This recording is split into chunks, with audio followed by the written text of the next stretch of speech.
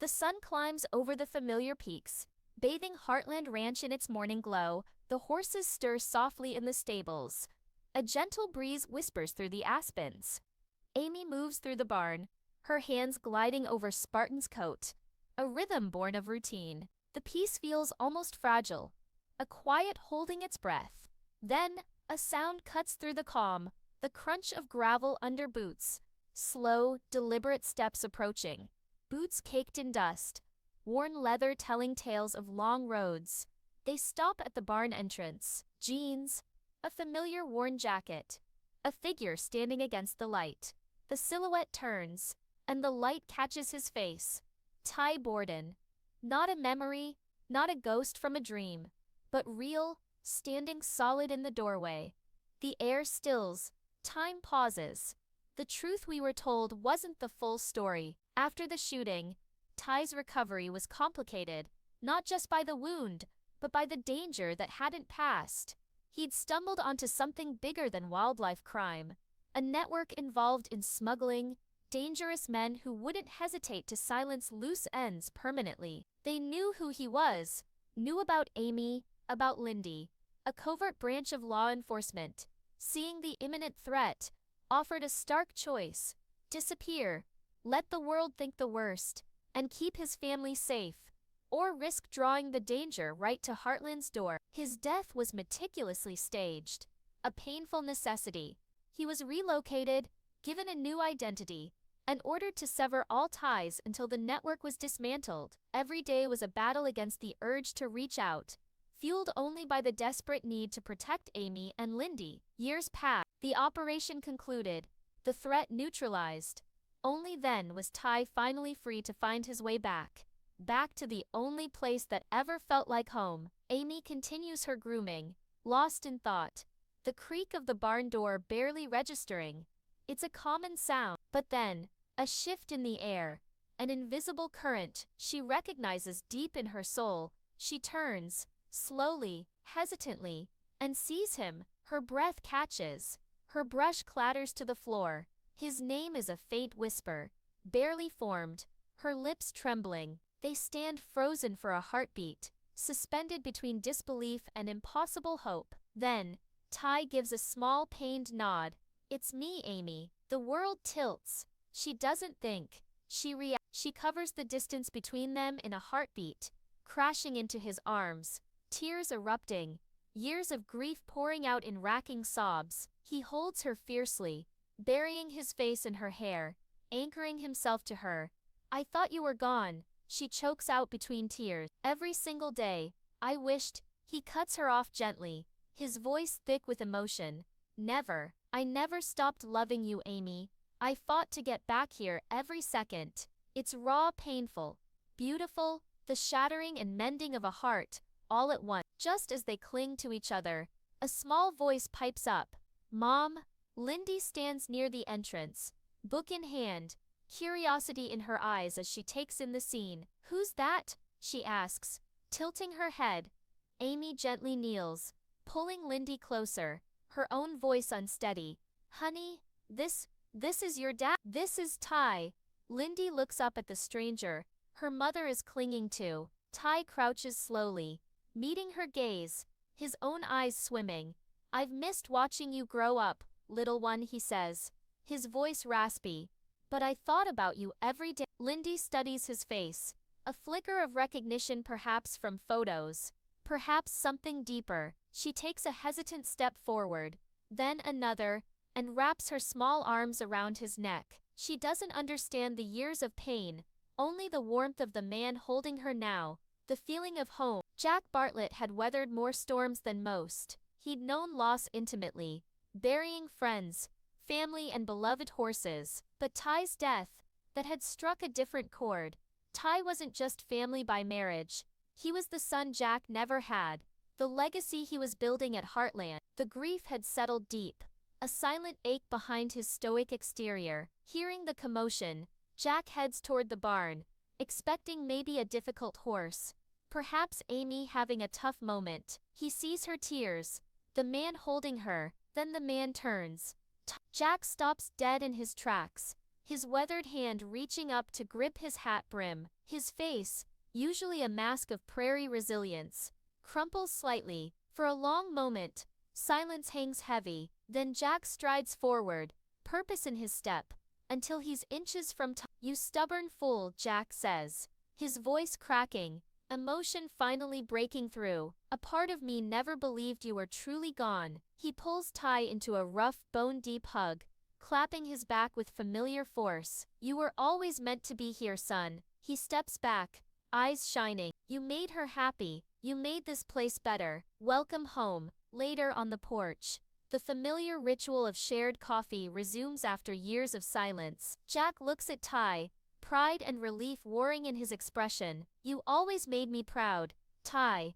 Always." Lou, the ever-capable organizer, had managed the fallout of Ty's death with grim efficiency. She'd supported Amy, kept the businesses running, held the family together, but beneath the surface, a quiet guilt lingered. Had she done enough? Could she have somehow prevented it? When Jack calls, his voice thick with unbelievable news, Lou's first reaction is disbelief, then a hollow laugh. "This isn't funny, Jack." She drives back to the ranch in a daze, autopilot engaged. Pulling up, she sees him, standing there, with Amy, breathing. She stumbles out of the car, legs unsteady. Ty looks over, offers a tentative smile. "Hey Lou." Words fail her. Her composure, so carefully maintained for years, shatters. "No, you can't." She walks towards him, her pace quickening, until she's collapsing against his chest.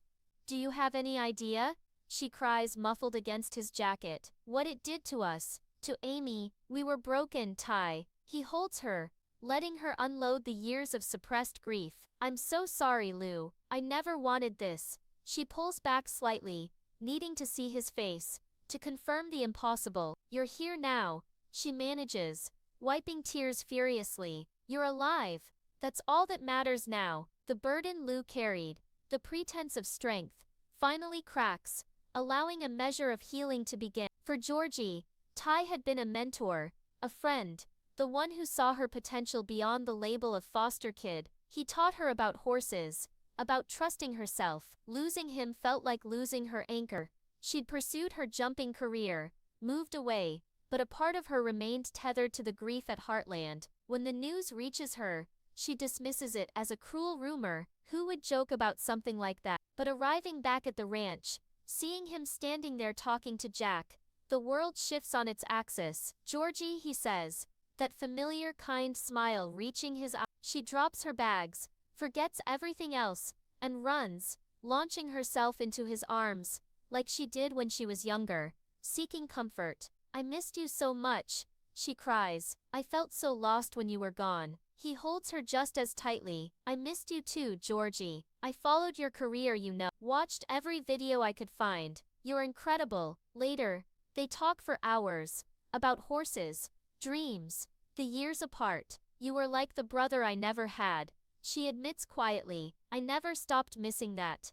Tim Fleming doesn't wear his heart on his sleeve, but his protective instincts run deep. Ty's death hit him hard, not just for Amy's sake, but because he'd come to respect, even love, the young man who had become part of his family. He'd felt helpless, furious at fate, at the doctors, sometimes even misplaced anger towards Amy's quiet grief. Pulling up to the ranch, after Lou's frantic, barely coherent call, he sees the impossible. Ty, standing by the fence, talking to Amy. Tim freezes, then erupts. "What in God's name is going on here?" Ty turns, facing him squarely. "It's me, Tim. I'm back." Tim's face flushes, a storm of emotions, disbelief, anger, relief, betrayal. "You died," he shouts, the old pain raw. "You left her. You left Lyndi." Amy steps forward, trying to mediate, but Ty holds his ground. "I didn't want to leave. They made me. To protect them. Every day away was hell, Tim. I saw pictures, watched videos when I could. It nearly killed me." Tim stares, the anger slowly giving way to the staggering reality. "You mean, all this time?" He closes the distance between them, not in anger now, but with a choked sob, pulling Ty into a fierce, brief hug. "You absolute idiot," he mutters gruffly, pulling back but clapping Ty's shoulder. But damn it, it's good to have you home. The sunset paints the sky in hues of orange and purple, the same colors that witnessed their first kiss years ago. Amy and Ty sit on the porch steps, a tangible space between them, filled with unspoken questions and years of silence. Amy traces the rim of her mug, her gaze distant. Ty watches her, his expression etched with uncertainty. Amy, he begins, his voice low. I know sorry isn't enough. Nothing I say can erase the years, the pain. I was forced to leave. They said it was the only way to keep you and Lyndi safe. She finally looks at him, tears glistening. Why didn't you find a way? She asks, the question aching with years of loneliness. Why let me believe you were gone? Why let Lyndi grow up thinking her dad was just a story? His gaze drops. Witness protection, he explains haltingly. A dangerous situation. They monitored everything. Any contact, they said, would put you directly in harm's way. I hated it, Amy. Every single day, I hated it. Staying away felt like the only shield I could offer. She stands abruptly, pacing. You can't imagine what it was like, Ty, holding your hand as you faded, planning a funeral, telling our daughter bedtime stories about a hero she'd never met, waking up every morning to the reality that you weren't there. He stands too, his own pain mirroring hers. It was a nightmare for me too. I carried your picture everywhere. I imagined talking to you. I marked every one of Lyndi's birthdays alone, wishing I could be there. You were always with me. Always. Amy stops pacing, turns to him, her eyes searching his. So what happens now? You're here, but we're not the same people. I'm angry, Ty, and I'm relieved, and I'm terrified. He steps closer, hesitant. Me too. I don't expect forgiveness overnight. I don't expect things to just snap back. I just want a chance to be Lyndi's dad again, to be whatever you need me to be. She looks at him, truly sees him, the same kind eyes, now holding the weight of secrets and sacrifice, the years of love, war with the years of grief. I never stopped loving you, she whispers, the confession hanging in the air. Not for a second, even when I thought you were gone. I told Lyndi how kind and brave her father was. You're still that man, Ty, but we're different now. We're scarred. Maybe we can heal. He reaches for her hand, slowly, tentatively. Their fingers intertwine, a fragile bridge across the chasm of lost time. One day at a time, he asks, like we used to, just us. Amy manages a watery smile. Us and Lyndi, she corrects softly, and Heartland. This place healed us once.